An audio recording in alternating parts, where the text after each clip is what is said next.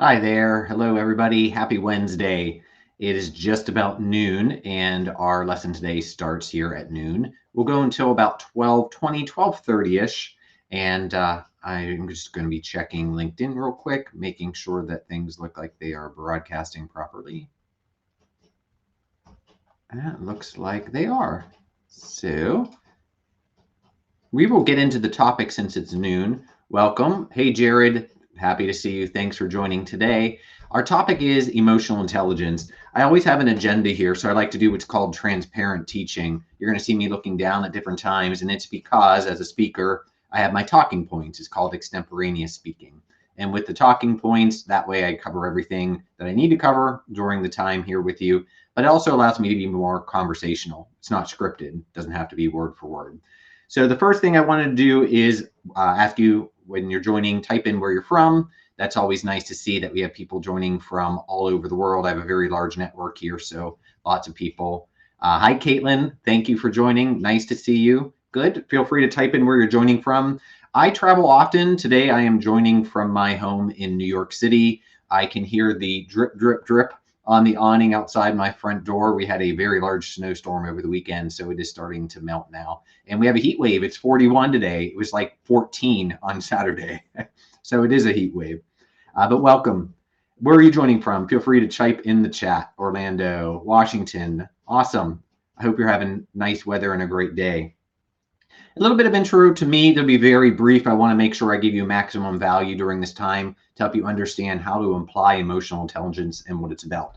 But it is important to understand who I am because your teacher, your facilitator, is the filter through which this information comes through. So even if I gave this agenda, the exact agenda that I wrote to somebody else, it would come through a little bit different, right? Because it's coming from a different human being.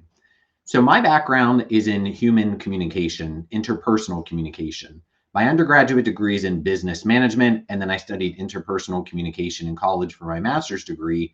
And for those that aren't familiar, interpersonal communication, we study human relationships. It's a mix of psychology, sociology, and anthropology.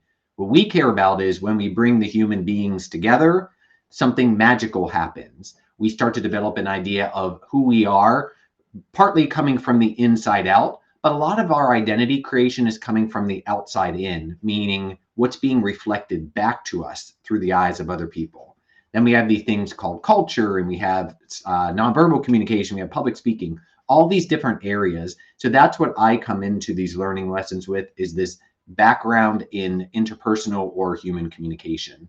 And the insights today for emotional intelligence are really focusing on leadership communication, but also at the most fundamental level, the interpersonal aspect, which is that the emotions that we feel are often triggered in reaction to others. So when human beings get together, and then many of us don't really have the skill set or even the know-how to be able to understand what the emotions are about because it is rich data. Emotion is so rich in information, and when we know how to read it and understand it, that's where the value is. So that's what I'm going to help you with today. The format, we're going to do about 20 minutes of lecture. So I'm going to be explaining this topic of emotional intelligence, giving you the insights. Feel free to type in the chat with questions at any time. If they're brief questions, I'll answer them on the spot. If they're more detailed, we'll save it for the last 10 minutes. So between 12:20 and 12:30, that's when I'll be actively engaging in a chat session with you and answering your specific questions. But if you have them in the meantime, feel free to add them to the chat. So our topic is understanding and then applying emotional intelligence. So one thing to understand it, but the significant change or transformation in human behavior comes in the application.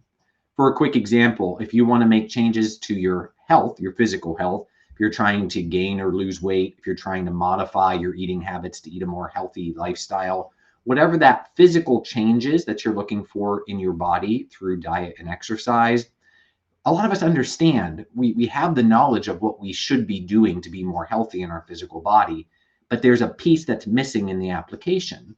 And what I'm going to be talking about today is that emotion is often that missing link between what we know we should be doing and the results that we would like to achieve, and the disconnect as to why they're not coming together, even though we know, is the emotional piece. And that's where emotional intelligence comes into play.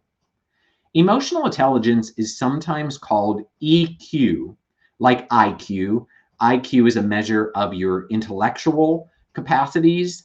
EQ, emotional intelligence, is a measure of your ability to understand your emotions, to be able to adapt your emotions, and put your emotions aligned with your long-term goals.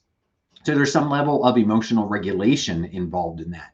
If we're triggered, you get to choose your response in that emotional trigger. That's what we're talking about with emotional intelligence.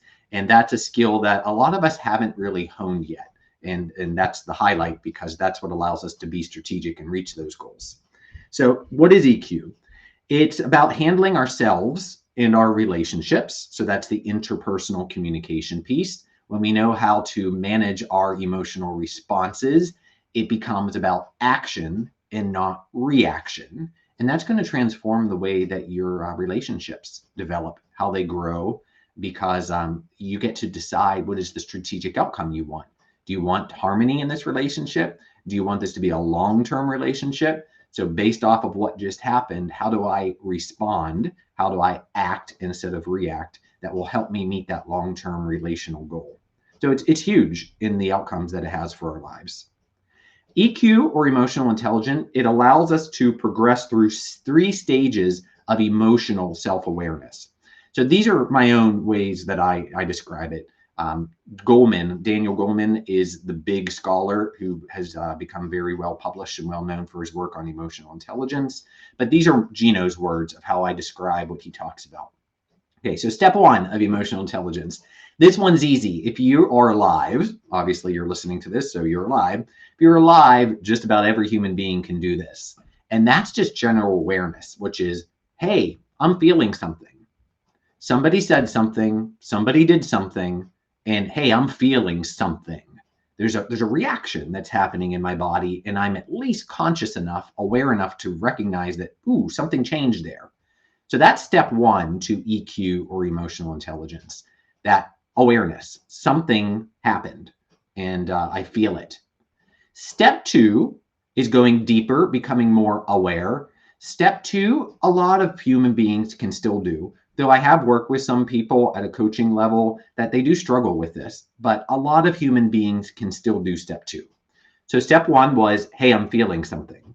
Step 2 is properly labeling what you're feeling, meaning our brain puts a word to the feeling in our body and it calls it an emotion. Oh, that feeling, that's happiness. That feeling is fear. That feeling is sadness. That feeling is excitement.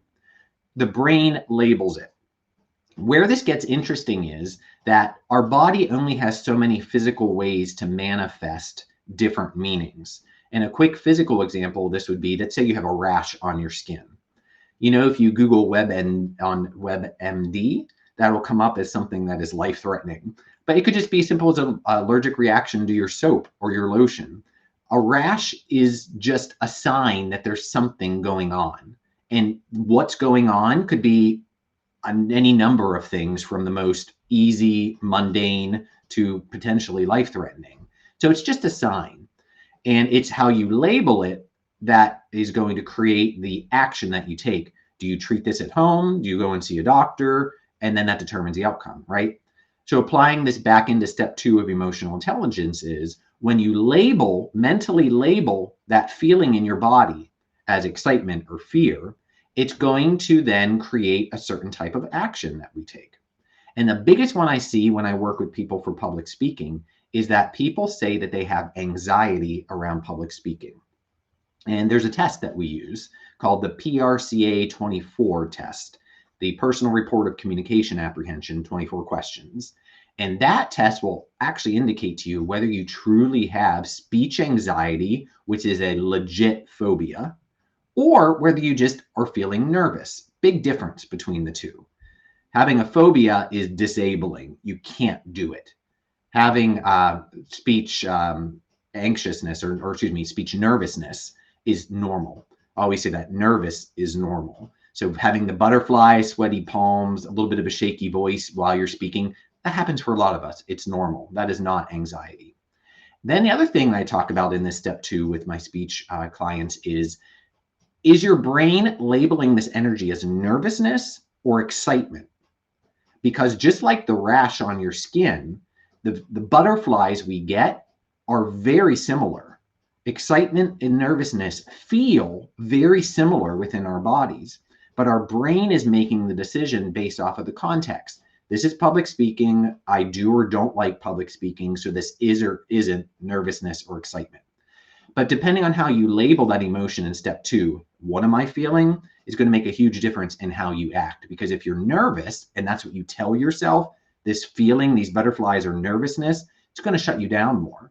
Instead, if your brain labels it as excitement, it's going to turn you on more and fuel you to do even better. It's an energy, right? So 3 steps. Let's go step 1 again. Step 1 is really easy. If you're live, you pretty much are able to do this. And that's just realizing, hey, I feel something. Something happened. I feel something. Step 2, many people can do. Some people struggle with it, but most humans can do that I've worked with. That's label it correctly. And then step 3 is what I call the Grand Canyon leap. It's a massive leap. While most people can do step 2, most people cannot do step 3 yet. So this is the skill development work that I do with clients, what I do with students, what I'm doing here with you in this lesson today is to help you leap from step 2 over the Grand Canyon to step 3. That's really the bridge for emotional intelligence. And here's step 3. Why am I feeling this emotion? Why? It's true consciousness. This is the Grand Canyon leap. So even though most of us know that we're feeling happiness or sadness or fear or excitement or jealousy, we don't always know why. And once we understand why, that's strategic. So let's take jealousy as the emotion. This one gets super interesting. I was just talking with a client, one of my mentors, or mentees rather, about this. Jealousy is a negative emotion. It's classified as a negative emotion, and it doesn't feel good when we're feeling jealous. And then many of us feel guilt about our jealousy, which is called a meta emotion, because we're feeling an emotion, guilt, about another emotion, jealousy. So it just doesn't feel good to be jealous. And since jealousy doesn't feel good in our body, and we don't think we should feel that way because now we feel guilty about it, we tend to avoid it and push it away. That's why we label it step 2, jealousy. I'm feeling something, step 1. What am I feeling? Step 2, jealousy. But because it doesn't feel good, we stop there. We don't make that leap over the Grand Canyon into step 3. Well, why am I feeling jealous? Here's why you want to make that leap. It's rich in insight when you dig down why. So take a moment, think of some things you might be jealous about. If you feel comfortable in the chat, you can drop 1 or 2 words in. If you're on social media, for example, I have a lot of friends from a lot of different areas all over the world. And some people are single, some people are married, some people have kids, some people have houses, some people drive fancy cars, some people have fancy wardrobes, some people go in every weekend or somewhere exotic and exciting. So I see a whole bunch of different posts. Some people have pets and beautiful animals and a bunch of different people from a bunch of different types of lives.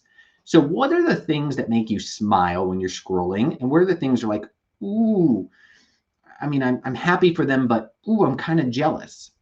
For me, travel's huge. So if I'm scrolling and I see someone at a place that I've been wanting to go that I haven't made it to yet, there may be a little bit of jealousy that I feel there. Hi, Ian, welcome. Good, glad to have you here. That little bit of jealousy, I have not been to Madrid yet, Ian, by the way. I've been to Barcelona and Sitges, Spain, but not Madrid. So if I see someone posting pictures from Madrid, I will be excited by it, but I may also be a little bit jealous because I haven't been there yet. So once we have that level of awareness that, ooh, what am I jealous of and what am I not jealous of? I'm not jealous when someone posts pictures of their new Mercedes or BMW or Porsches. I like nice cars, but I don't really want it yet. It's not something that's a burning desire. So I don't feel the jealousy. So anyway, what I'm getting at, to make a long story short, is what you feel jealous about, the data that is in that negative emotion is that you want it. It matters to you. If it didn't matter to you, it wouldn't trigger that emotion. And then here's the other huge insight. Not only is it something you care about and potentially something you want, there is a contradicting belief. Either you do want it, but you don't believe you can have it. You want it, but you don't believe you deserve to have it. And that's where your jealousy is coming from. It's coming from you. It's not being triggered by the other person. You think the other person is making you jealous. They're not. You are triggering that emotion within yourself because you have a belief system that you shouldn't have something that you want, that you haven't even given yourself permission to want what you actually want. Let me do a quick personal example of this. This is a professional platform, so I'm not going to get too personal. If this is something that speaks to you, what I'm about to share, feel free to reach out to me in a chat and we'll do our own Google Meet. I'm happy to talk individually, but LinkedIn, I want to keep very professional. In 2007, I came out as a gay man, and this was something that was not an easy decision for me. I grew up very Catholic. I was born in 1978. So for those of you who are from my generation and older, you understand that things were not as fluid and open and accepted as it was today. And a great example of that is Ellen DeGeneres in the 90s lost her ABC hit sitcom show because she came out on that show. So that tells you about the environment of the 90s that I grew up in. What's important about this to know is the idea of the jealousy, the idea of the great insight of holding yourself back. I knew from a young age what my attraction was. I felt it. My body knew what it was attracted to. I was attracted to men in a dating and romance context. But because of my Catholic upbringing and my cultural upbringing of the 90s when I came of age, my brain told me I shouldn't want what I actually wanted. I shouldn't like that. But I did like that. So it was a tremendous amount of conflict where I was fighting against myself. And it led to some really negative emotions, a little bit of depression in my early 20s as well. And when I did that deep dive to make that Grand Canyon leap into step 2 and step 3, that's where I started to have more positive outcomes because I could choose my behaviors at that point. I could understand what I wanted, give myself permission to want it, and then not fight against myself. I could align my behaviors with my thoughts and my emotions.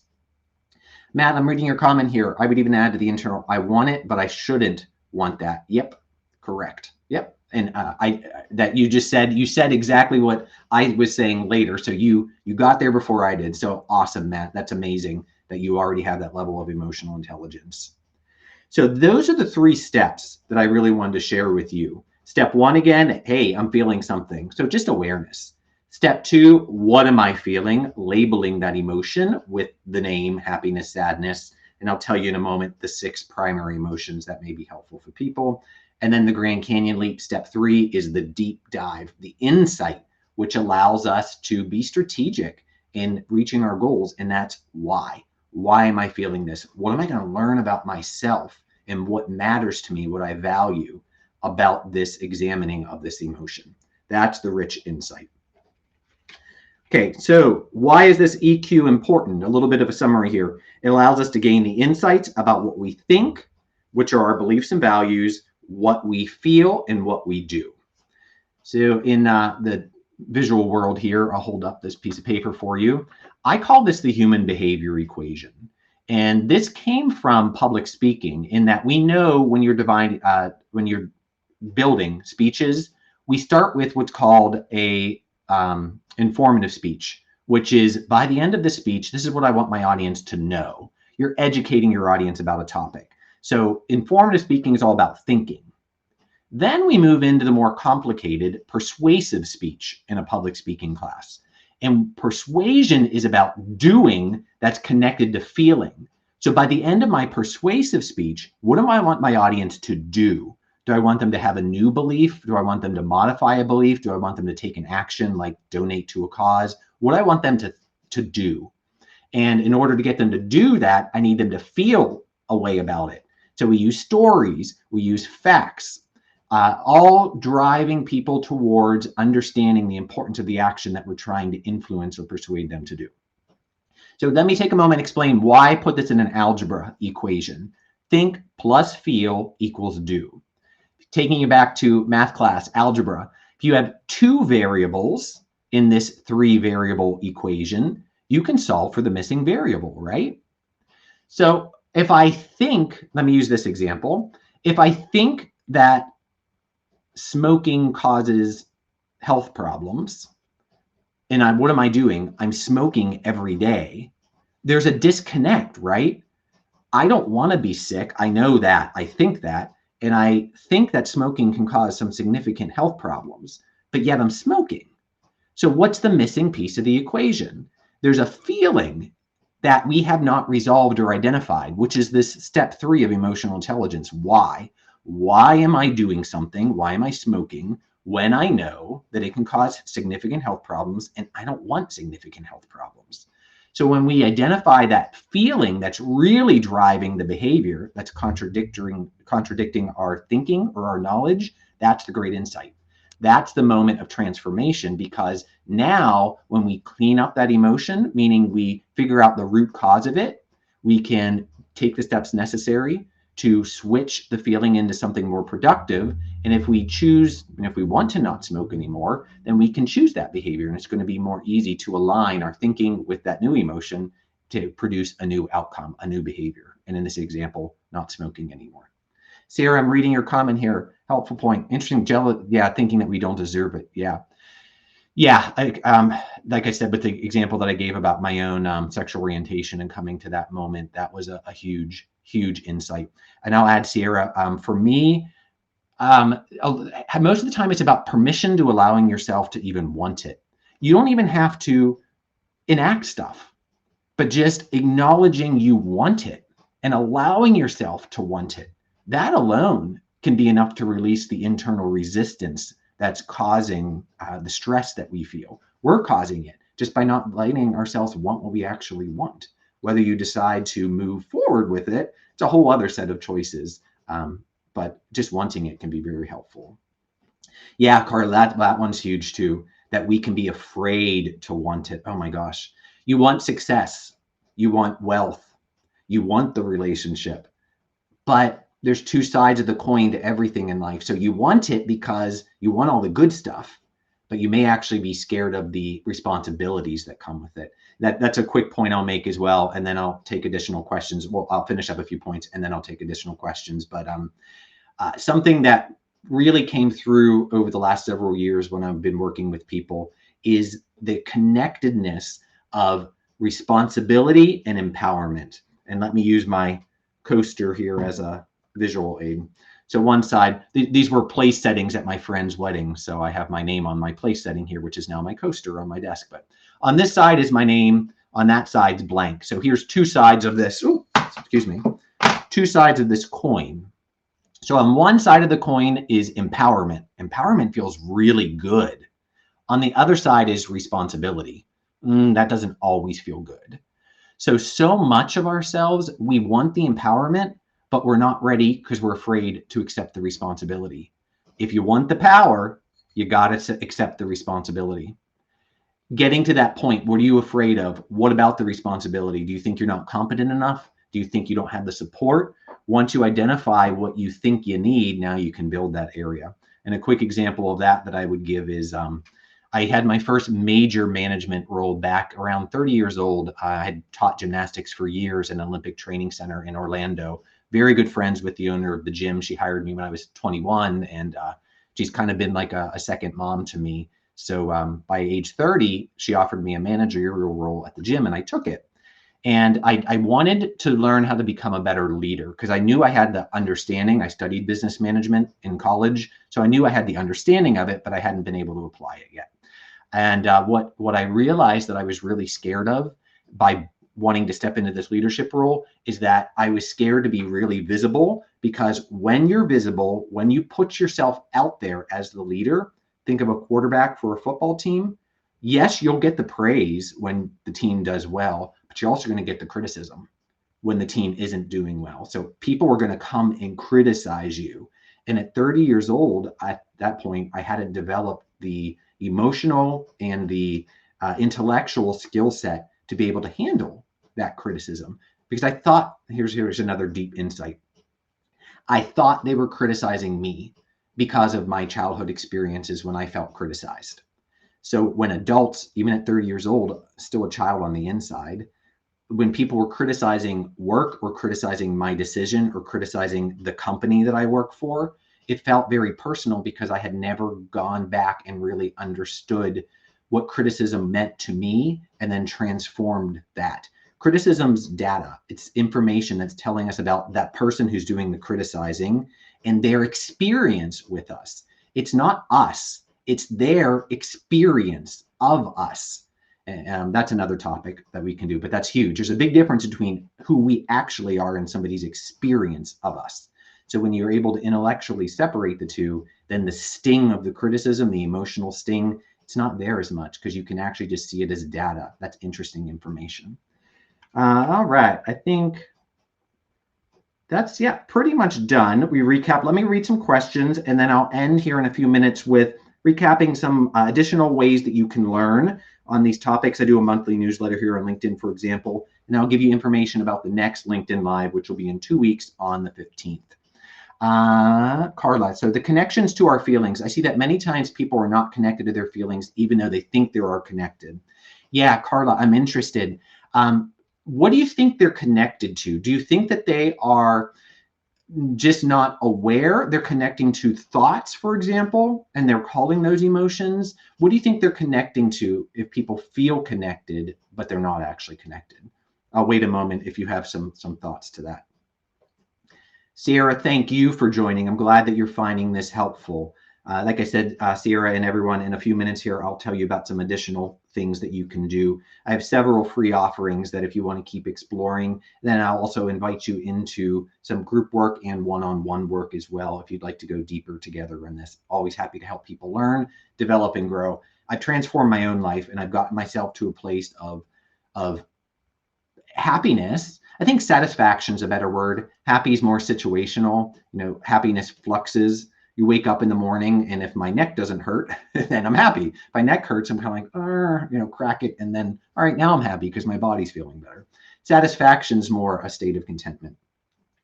Thank you, Carla. Okay, good. So people think, Carla's original comment is, people think they're connected to their feelings, even though they aren't connected. And Carla says, well, what are they connected to? Their thoughts and their old experiences and beliefs. Huge, huge insight, Carla. Thank you so much for sharing. Many of us live in our past emotions. So when we're triggered, popular word today, what's being triggered? It's the past, old feelings that were associated with something, and it's being triggered in the present moment. Give you a quick example of this. My nephew, he's 19 years old now. We're very proud of him. He's a freshman in college. I was there the day that he was born, and I've been there through all of his young life before I moved to New York when he was a teen. So he was just walking somewhere between 9 months and 15 months. We were at a Halloween party at one of my friends, and she had a dog. And the dog at that point, because he was just a little kid, the dog's head was at the same exact eye level as my nephew because he was, just a kid. He was really short. So he turned around, and this dog, which looked like a lion, I think it was a Chow, was the breed of the dog. This dog was there in his face, smelling him. It was not a mean dog. It was a nice dog. It just was curious. But he turned around, and there's this monster, to that little kid, this a lion-looking dog, literally staring him in the eye. He let out this blood-curdling scream. And from that point forward, he doesn't like to be around dogs. Dogs make him nervous. I was there. I know why. I saw it happen. So his little brain at that time associated danger to dog. And unless he reconnects, unless he has new experiences to reassociate, then he's going to recreate the past. Every time he sees a dog that's big, he's going to cross the street because dogs are scary. Dogs are dangerous. That's an outdated old belief that is now recreated in the present moment. So that's what Carla's talking about, and it's huge. Carla does some really interesting work. I know I can't have you come on in chat since this is just typing, but I'll do a little plug here for Carla. She's a great one to connect with here on LinkedIn and other social media. Carla does work where she actually understands what's going on inside our heads with brain scans and then translates that work into coaching. the coaching work that I do, I use an approach called conversation analysis. So I'm going to ask you a bunch of questions. I'm going to get you to tell your story, and I'm going to show you the patterns that are there. They're there. You just aren't aware of them. So you give me the patterns, I bring the consciousness, and then we can make some strategic decisions about it. Vanessa, we're coming to an end here. Vanessa, these live sessions are a great tool for all of us. Thank you. Thank you, Vanessa. Always love having you join. Glad that you are finding them helpful. So some ways that you can continue to learn. The first one is I publish a monthly newsletter. It'll be coming out here today or tomorrow. I'm going to try to get it out this afternoon. It's called Conscious Communication, which really is the theme of the work that I do. It is communication, but it's all about transformation through consciousness, being aware, being responsible for our lives so that we can be empowered in our lives. So that's one option. And I'll give links to these live events as well, but I give a bunch of other articles and readings and resources for the topic. February 6th, I have a virtual public speaking for professionals class. So we're in the final 5 days or so of signups for that. It's going to be a small group, which makes the learning environment really nice. It's a 9-week course with 6 live meetings. If you want to learn how to speak confidently on camera, this is the course for you. I invite you to that. I will help you develop some very important tools like a values discovery exercise. What do you value? Then we develop a business elevator pitch. Then we develop a LinkedIn bio or a website bio. We build an outline that is going to be the skeleton to allow you to speak with confidence in any speaking occasion, whether it's a conversation and or a formal speech.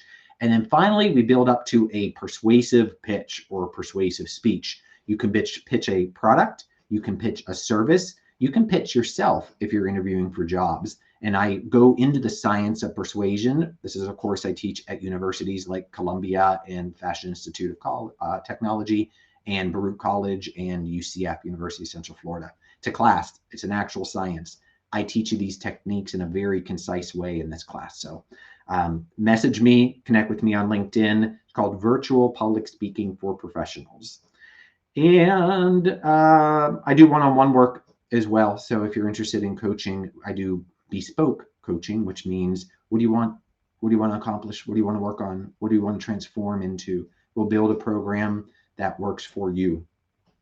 Final thing I'll say, the next LinkedIn Live is in 2 weeks, Tuesday, February the 15th, day after Valentine's Day. It'll be the same time, noon until 12:30 p.m. This topic on the 15th is called interpersonal immediacy. And this is the ability to make people feel physically, psychologically, and or emotionally close to you. Former President Bill Clinton has been said to be amazing at this. He can stand up on stage in front of a podium to talk to thousands of people and make it feel like he is talking just to you. There's a connection. And we study this, there are ways that you can do it. And the big insight I'll give there is now that we're doing this stuff virtually, we can't physically be close to one another. And that's one of the benefits with the pandemic. We can't transmit a virus because we're not physically in the same space. But the downside to that is, how do you make people feel close to you when you physically aren't near them? That's because you got to really up your game with the psychological and the emotional techniques for interpersonal immediacy. All right, final comments. Anything else anyone wants to say? I'll be ending this very soon in about a minute so we can honor the time. Thank you so much for joining. This is a recorded session. It will be available on YouTube, my Right Brain Journeys YouTube channel. I'll get that up today, and it will also be archived here on LinkedIn, so you should be able to find it there as well. Please invite your friends to the next one. I'll have the next interpersonal immediacy session published later today as well and start doing the official invites. Any final questions? Any final comments? I'll just wait for just a moment. Wish you all a great day. Thank you so much for joining. Monitoring the chat, it doesn't look like there are any other comments. All right. Thanks so much for joining. Have a great day. Oh, here we go, Sierra. How can we save the next? I will invite you. I'm going to make a note right now. So for the next one, I have to publish it. So that's going to come up later this afternoon. And then I get to, LinkedIn does this really nicely.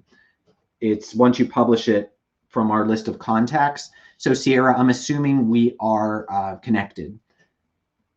If we aren't, I will do that immediately. after this, and then when I'll invite you. Short answer. Okay, thank you so much, everyone. Have a great day. Bye-bye.